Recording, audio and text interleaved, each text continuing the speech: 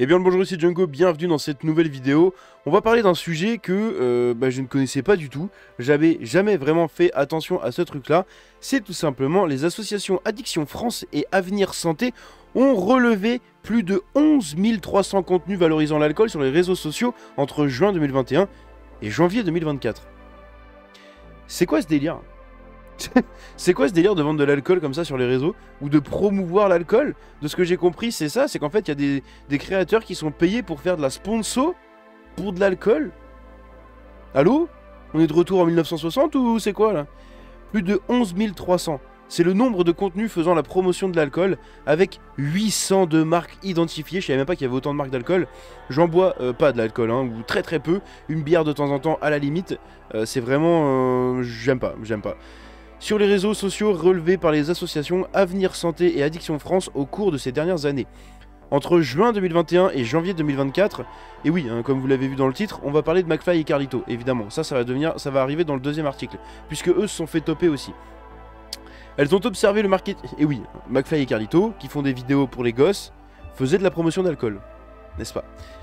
Elles ont observé le marketing de l'alcool sur ces plateformes, dévoilant dans un rapport publié ce jeudi 26 septembre comment les marques et les influenceurs incitent notamment les jeunes utilisateurs à consommer de l'alcool. Le nombre de contenus illégaux relevés n'est que la partie émergée de l'iceberg, parce qu'il y en a encore beaucoup plus, souligne Franck Lucas, responsable du pôle projet politique public de l'association Addiction France auprès de Tech & Co. Près de la moitié de contenus illégaux publiés par des influenceurs, c'est inadmissible. Dans le détail, les contenus valorisant l'alcool ont principalement été repérés sur Instagram. Instagram, hein, ce réseau qui censure tout et n'importe quoi, mais ce genre de truc, non. Vous avez un bout de téton qui dépasse, bam! Vous êtes censuré, voire même banni. Une fesse un peu trop exposée, pareil. Alors par contre, pour l'alcool, pour tout ça, on en a rien à foutre là. Ça passe, tranquille. Qui a d'ailleurs été condamné à ce sujet en février dernier, et TikTok. Sur ces 11 300 publications, 10 963 provenaient de marques comme Aperol Spritz ou Henken. Et d'influenceurs, il y avait des marques d'influenceurs, vraiment, sans déconner, c'est quoi ce délire? Henken, genre, il y a un mec normal qui arrive et qui ouvre une Henken en story, en mode oui, vous avez mon code de réduc pour acheter un pack. C'est quoi ce délire? Plus précisément, 5503 ont été émis par 483 influenceurs. 483 influenceurs. Ça fait plus de 10 par influenceur. Je sais pas si vous vous rendez compte. Ça fait plus de 10 sponsors par influenceur. L'association Addiction France a contacté 276 de ces derniers pour les informer que leur publication était illégale, comme le stipule la loi E20 qui encadre la promotion pour l'alcool. Selon la loi, l'alcool ne peut en effet pas être présenté sous un angle favorable ou attractif, précise l'association. Les mentions légales sur l'abus de la consommation d'alcool et l'apposition d'une marque, d'une mention publicité sont par ailleurs obligatoires. C'est normal en fait. Si 87% des influenceurs ont retiré leur contenu, 134 n'ont pas cessé leur pratique. Leurs publications ont touché 124 millions d'abonnés cumulés. Putain de merde. 124 millions de personnes quoi. Cumulés hein, bien sûr. Pour plus de 5,7 millions de likes. L'association souligne en outre que seuls 60 des 276 influenceurs sont détenteurs du certificat de l'influence responsable. C'est vachement responsable ça, hein? Obtenu auprès de après une formation sur les règles éthiques et juridiques de l'influence commerciale. Et on leur a pas dit que promouvoir l'alcool c'était illégal? Alors qu'ils étaient censés connaître et donc respecter la loi, ils ne l'ont pas fait. Comment? Bref. Concernant les contenus publiés, les influenceurs ont tendance à privilégier les stories, ces publications éphémères sur Instagram. Celles-ci représentaient plus de 70% de leurs publications valorisant l'alcool en 2023, et ce n'est pas pour rien.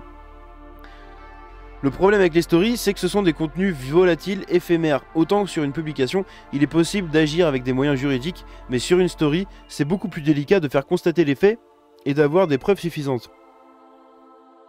Pardon, j'ai des petits renvois, je crois que ça doit être l'alcool justement. Autrement dit, faire la promotion de l'alcool à travers des stories est un moyen pour les influenceurs d'échapper au contrôle. Outre ces contenus, l'association Addiction France signale aussi les publicités interstitielles Quoi? Interstitiels. Ok, oui, putain. J'arrivais pas à lire le mot. Soit des messages publicitaires qui s'intercalent dans le fil d'actualité des utilisateurs sur Instagram ou qui apparaissent dans leur story. Reconnaissables avec la mention sponsorisée, ces publicités sont considérées comme intrusives car elles s'imposent aux utilisateurs, on est d'accord. Un impact clairement établi. Ce marketing de l'alcool sur les réseaux sociaux fonctionne au détriment de la santé des jeunes utilisateurs. Selon une étude de l'école des hautes études en santé publique réalisée dans le cadre du projet de l'association, 79 des 15-21 y voient des publicités pour l'alcool toutes les semaines. Toutes les semaines. Parmi eux, 25 en voient même tous les jours. 25%.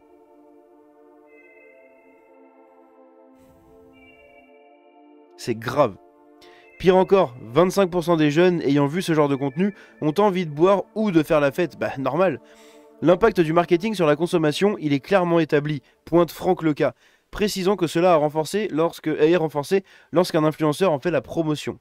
Or, le cerveau, arrivant à maturité à l'âge de 25 ans, il est plus vulnérable aux conséquences de l'alcool, qui peut notamment avoir des conséquences néfastes sur sa capacité d'apprentissage des jeunes. Logique. C'est pour ça que ça devrait être interdit l'alcool.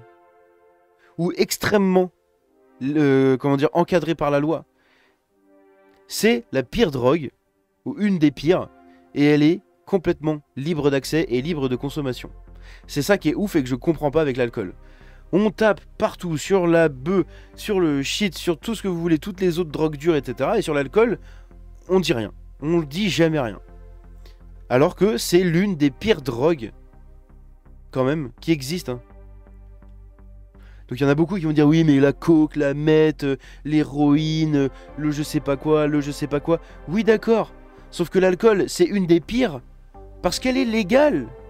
C'est pas forcément qu'elle fait plus de dégâts, elle en fait énormément et pas du tout les mêmes que les autres drogues. Mais le pire c'est qu'elle est légale cette drogue. C'est légal.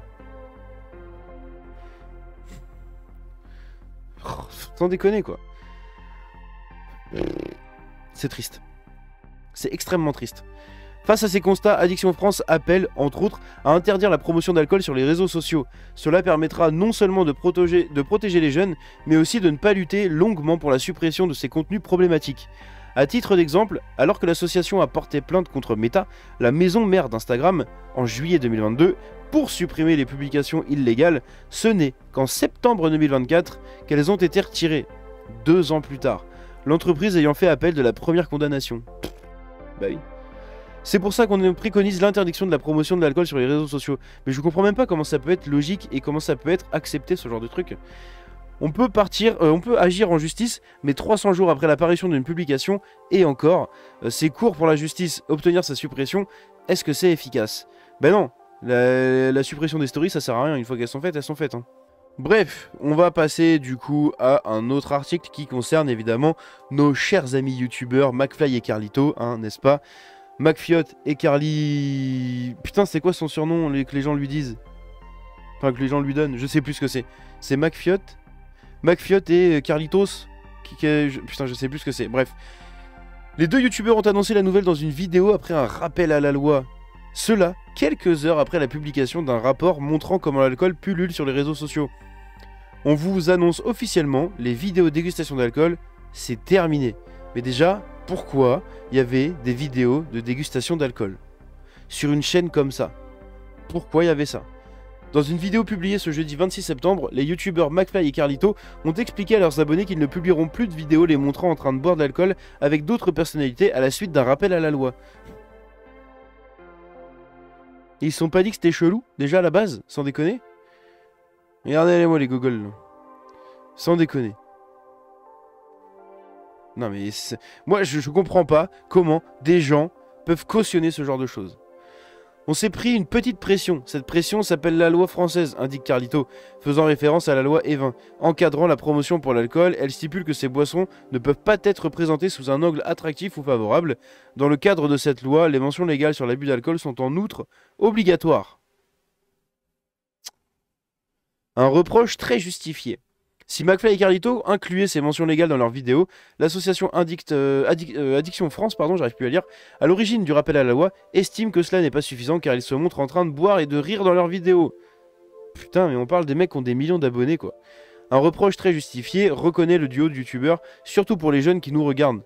Le message ne peut pas être picolé entre potes, c'est trop marrant, indique Carlito. Mais voilà, encore une fois, langue de bois, faux cul, hypocrisie, tout ce que vous voulez, tous ces trucs-là, c'est que du blabla de merde, et c'est de l'hypocrisie sans nom. Puisqu'ils le savent très bien qu'ils ont que des jeunes qui les regardent, et ils le savent très bien de ce que ça fait, et de ce que ça peut donner envie de faire. Ils le savent, ils sont pas teubés, et pourtant ils en ont rien à foutre. L'annonce des youtubeurs intervient quelques heures après la publication d'un rapport sur l'association blablabla, dans lequel elle révèle comment l'alcool pullule sur les réseaux sociaux. En partenariat avec l'association Avenir Santé, elle a détaché plus de 11 300 contenus valorisant l'alcool sur ses plateformes entre juin 2021 et janvier 2023. Dans ce rapport, l'association souligne notamment les conséquences de ces publications pour les jeunes utilisateurs qui peuvent avoir envie de boire après avoir vu ce genre de contenu, leur cerveau n'étant pas encore arrivé à maturité, le fait de boire de l'alcool est susceptible d'avoir un impact sur leur capacité d'apprentissage. Raison pour laquelle Addiction France souhaite que la promotion de l'alcool sur les réseaux sociaux soit interdite. Et moi je ne sais pas comment ça se fait qu'elle ne l'était pas déjà. C'est de l'alcool. Faut pas en vendre comme ça en public. Bref. N'hésitez pas à me donner votre avis dans les commentaires. Écrivez alcool, justement pour que je sache qui est resté jusqu'ici. Si ça vous a plu, comme d'habitude, le like, le partage, le commentaire, comme à chaque fois. N'hésitez pas à activer la cloche quand vous vous abonnez à la chaîne. Ça vous informera du coup de toutes les prochaines vidéos. Venez me suivre sur les réseaux sociaux. Les liens sont juste en dessous de la caméra, ici et dans la description, avec aussi le lien du Discord. Si le lien ne marche pas, n'hésitez pas à me le dire en commentaire et je vous enverrai du coup le nouveau lien du Discord. Bref, quant à moi, c'est ici que je vous laisse. Merci d'avoir regardé la vidéo jusqu'au bout. Je vous dis à la prochaine. C'était Django. Ciao.